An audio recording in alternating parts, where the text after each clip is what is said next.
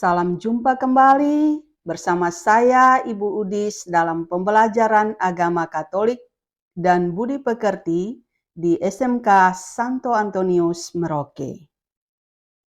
Saya akan menjadi guru agama Katolik untuk kalian selama berada di kelas 10. Pada kesempatan yang istimewa ini, kita akan belajar bersama materi bersikap kritis dan bertanggung jawab terhadap pengaruh media massa.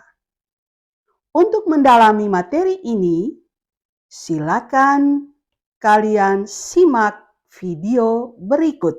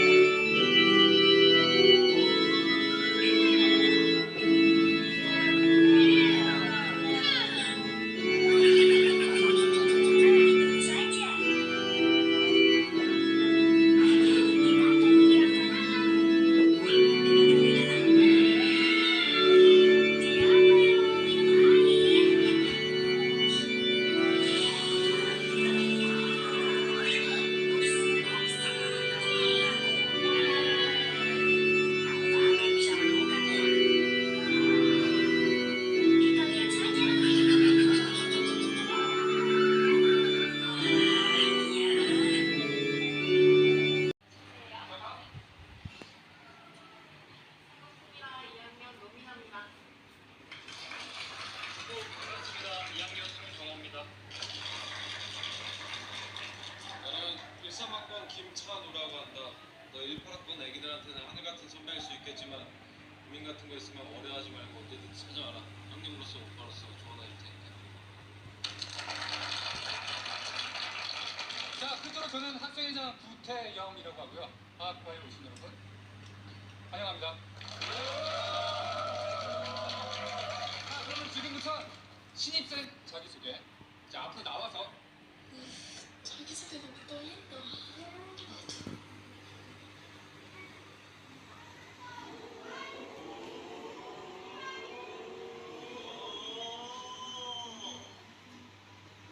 구경섭이요.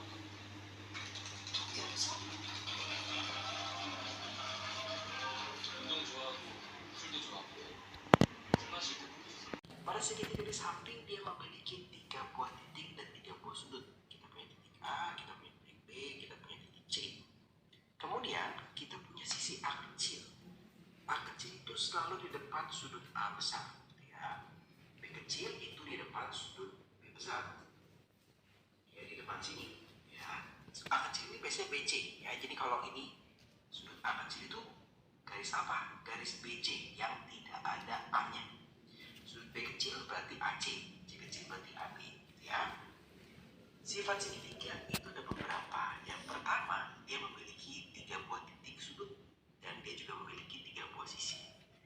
Jumlah 2 buah sisi selalu lebih panjang dari sisi ketiga. Jadi kalau sisi AC ditambahkan BC pasti lebih panjang dari AB.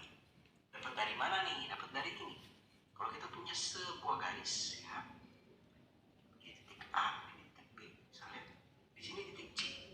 Kalau dia sama dengan, dia hanya sebuah garis lurus.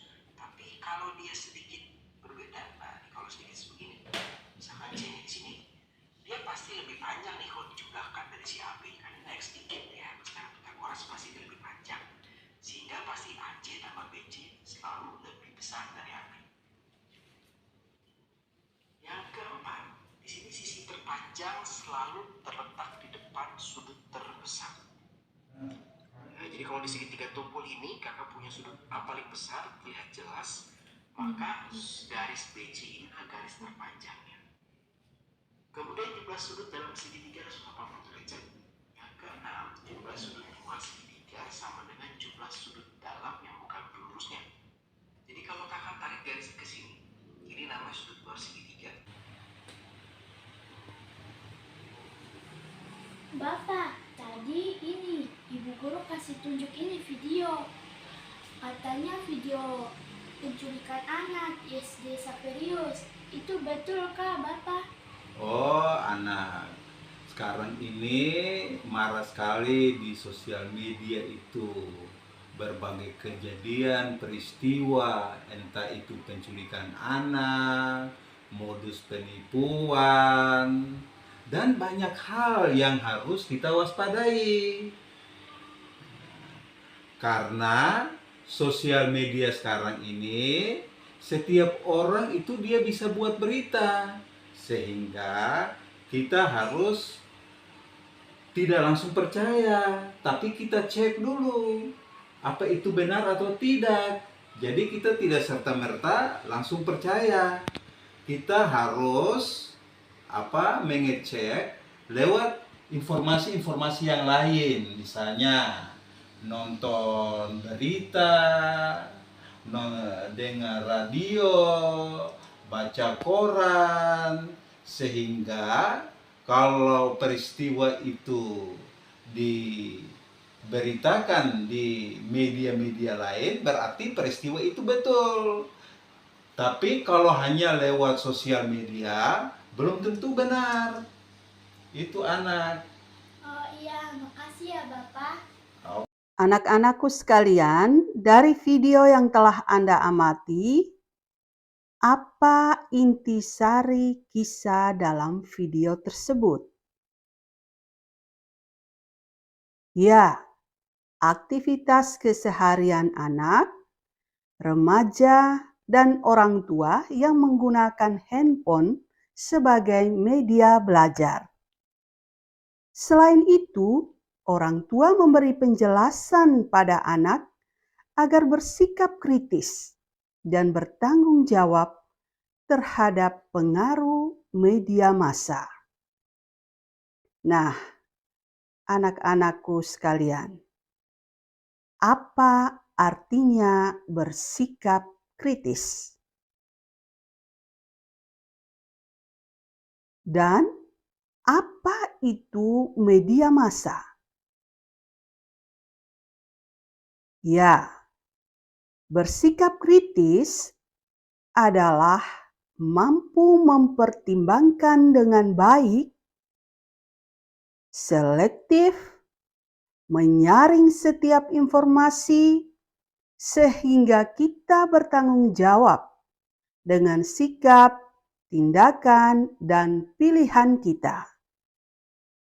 Sedangkan media massa artinya sarana dan saluran resmi sebagai alat komunikasi untuk menyebarkan berita dan pesan kepada masyarakat luas.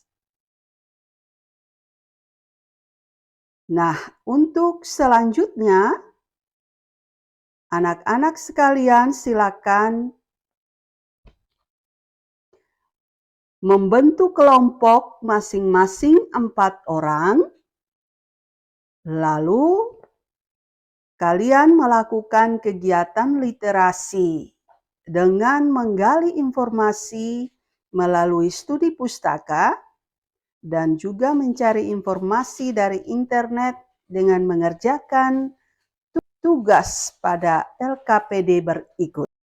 LKPD yang telah tersedia, silakan kalian menulis nama anggota kelompok, kemudian hasil belajar kelompok silakan Anda mengisi pada LKPD yang telah tersedia dan mempersiapkan diri dari setiap kelompok perwakilan untuk presentasi hasil kerja kelompok di depan kelas. Pertanyaan pertama. Jelaskan dampak positif dan negatif dari penggunaan alat teknologi informasi pada era digital dewasa ini. 2. Berikan contoh sikap kritis Anda terhadap pengaruh media massa dewasa ini. 3. Rumuskan pandangan gereja tentang media massa berdasarkan ajaran sosial gereja berkaitan dengan media massa yang dikeluarkan oleh dokumen Konsili Vatikan II dalam seri dokumen gereja nomor 11 tentang gereja dan internet. Dan nomor keempat, uraikan ajaran kitab suci tentang sikap kritis Yesus terhadap aliran dan tawaran keduniaan yang ada pada zamannya. Kalian cukup melihat pada teks kitab suci Markus bab 2 ayat 23 sampai 28 dan Matius bab 10 ayat 16. Selamat mengerjakan. Baik anak-anak, untuk tahap yang terakhir kita akan mengisi refleksi untuk pembelajaran kita hari ini. Silakan melihat lembaran LKPD yang telah Ibu berikan. Pertanyaan refleksi ini diisi oleh kalian secara pribadi. Yang pertama, hal-hal apa yang telah dipelajari dari materi bersikap kritis dan bertanggung jawab terhadap pengaruh media massa. 2. Tulislah niat Anda untuk bersikap kritis dan bertanggung jawab terhadap pengaruh media massa dalam bentuk puisi atau bisa juga dalam bentuk moto hidup. Hasil kerja Anda silakan ditempel di dalam mading sekolah maupun di mading kelas Anda. Baiklah, pembelajaran kita untuk hari ini sekian dulu dan persiapkan diri Anda untuk materi minggu depan, yaitu bersikap kritis dan bertanggung jawab terhadap ideologi yang sedang berkembang saat ini. Selamat mempersiapkan diri untuk minggu depan dan kita akhiri seluruh pembelajaran kita hari ini dengan doa penutup. Demikian pembelajaran kita hari ini. Terima kasih. Tuhan memberkati.